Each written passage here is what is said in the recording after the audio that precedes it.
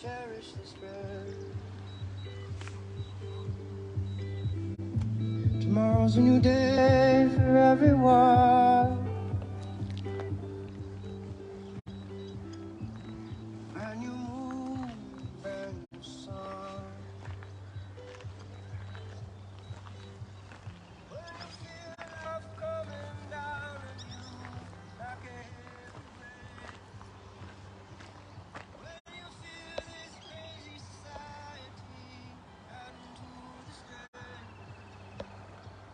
Take a stroll to the nearest waters and remember your place. Many moons have risen and fallen long before you came. So which way is the north? What does your heart say?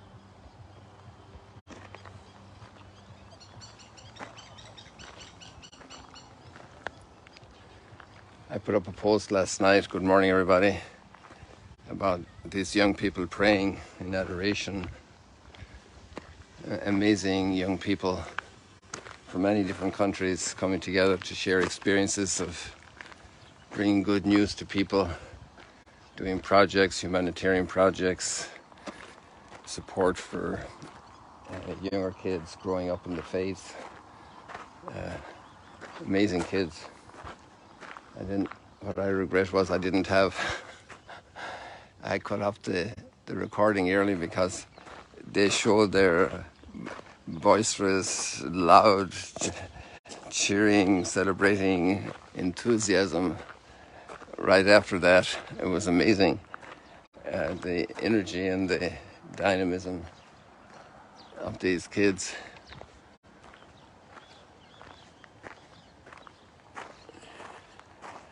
So many new blossoms in our world of troubles.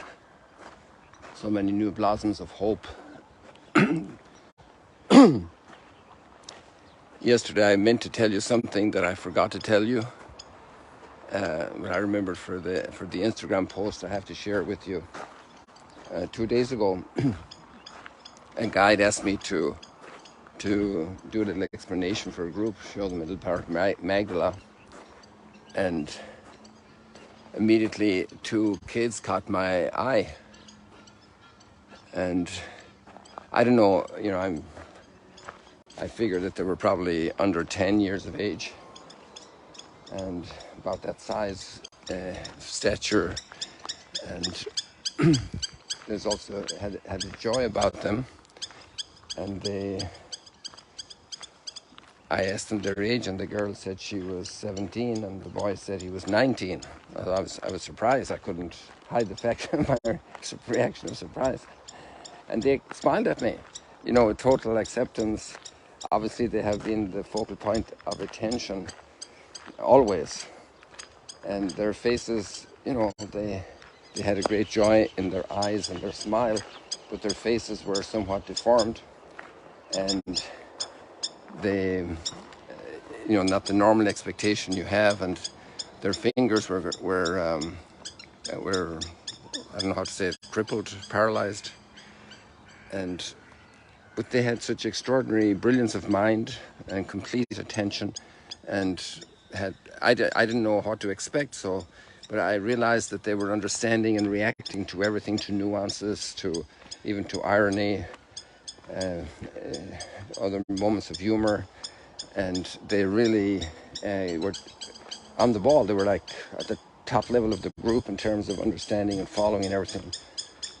Later, the parents, the dad explained to me that their illnesses, there's only 10 or 12 people in the world that have this very, very strange, very rare illness.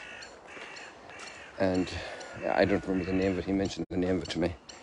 And what impressed me very much were the parents, how they were able to raise those children and instill such self-confidence and just normal life is the way it is, and they were able to operate and participate just like anybody else. And sometimes if one little thing is perceived abnormal for us, we had a crow here yesterday in trouble, and she was doing much better when I was coming back, beginning to walk. So I don't know what the latest update is. I didn't read the New York Times yet. But she, the parents were able to help these kids become just very confident, self-confident young people. Um, they're progressing in their studies and everything. It's just amazing. I am very impressed by that. I was deeply impressed by it. And I just felt I need to share this with people because sometimes the smallest thing happens in life and we get very upset over little things. And we have no idea. My dad just often say, one half of the world doesn't know how the other half is living, what they have to deal with. And, you know, as life goes on, that remains really proverbial. It's just the way it is. We have no clue what people are going through. And there's that other little suggestion for life, you know, when you meet somebody, you have no idea what's going on in their heart, so be kind. You've no idea. And kindness is never a bad strategy. Respect, kindness, love, support, affirming people. It's never a mistake.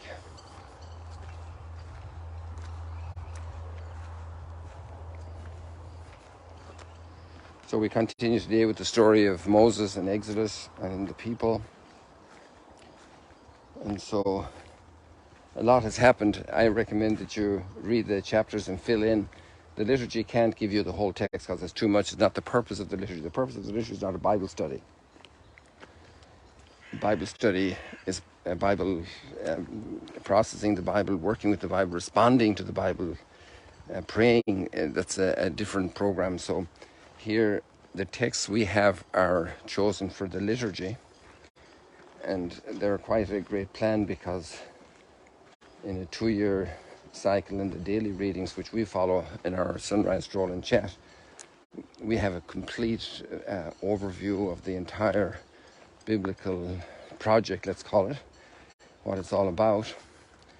And then with the Sunday cycles, there are 3 cycles, a 3-yearly cycle, A, B, and C. And that's then obviously not as detailed because you have 150 Sundays, let's say, more or less.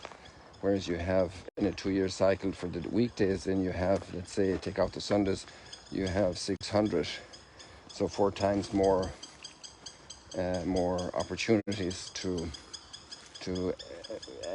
look at the text. And that's what we're doing here. We're following these 2 cycles as we go through the daily and weekday and Sunday cycle. So then they're, by nature of the deal, then we don't cover all the texts. It's just the very relevant, pertinent texts that are selected for us that we process then, and we do it just as a stroll and chat, right? Casual. We let the birds chime in, and the sunrise plays its role, the beauty of the morning. And we'd have to hope one day they'll have the app when you can smell what's going on, and you can smell the roses then and the flowers as we go by. And maybe there'll be an app one day you can reach out and touch these trees, you know. That app is in heaven for sure, you know. But we've gotten a lot closer in that sense to experiencing reality that did.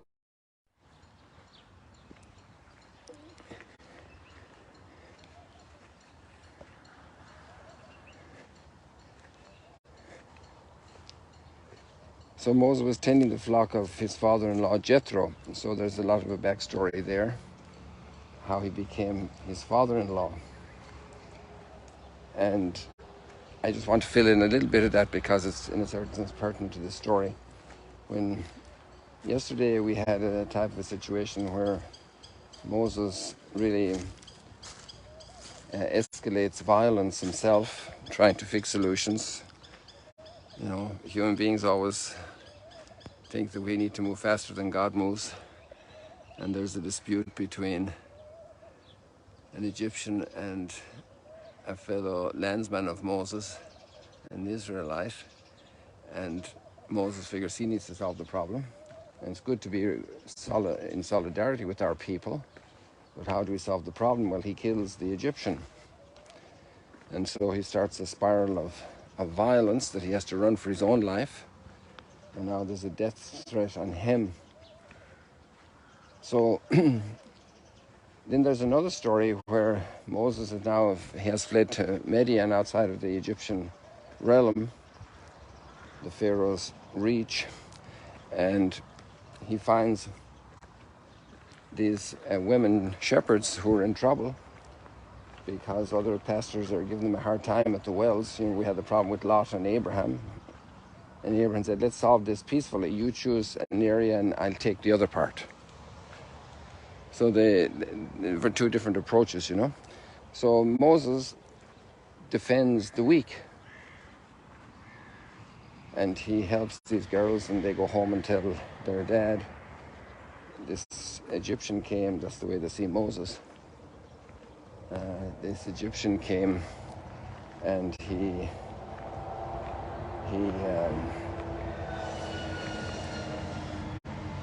helped us.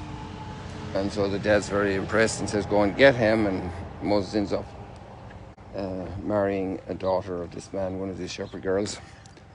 And so now there's a relationship. It's interesting to see when there's kindness and goodness, blessing follows. Obviously, sometimes trials can follow kindness and goodness, and that's a test for the just man. The just person is tested when trials follow good deeds. And that becomes in a great crucible where the gold is tested in the fire and where the chemicals are pounded for transformation into a new substance. And that painful process of the just man being hammered sometimes because of doing good. It still happens in our world today, people, you know that. And that's part of the trial, because the just man then could revert to violence and to doing bad, but the option of the just person is to do good. And in any case, I find it very interesting that this is also connected to the passage of the gospel today, where Moses has been kind and good, and now he's receiving a revelation of God.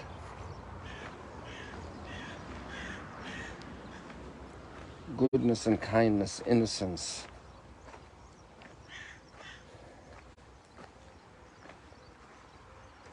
And God reveals his name. In that way, that's not a big surprise, because we have another passage in the gospel when Jesus says, whatever you did to the least of these, you did to me.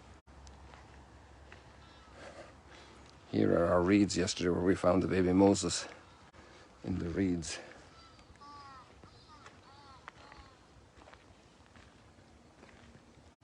Oh, those are our ducks. Our Egyptian geese. It's good to have Egyptian geese here talking about Moses and the reeds. They're really getting big. Those chicks of the second family we had this year are as big as the parents now. Quack, quack, quack, quack, quack, quack, quack. They got nervous and flew away. Well, that's nice. There's a nice flight effect there for our morning stroll and chat.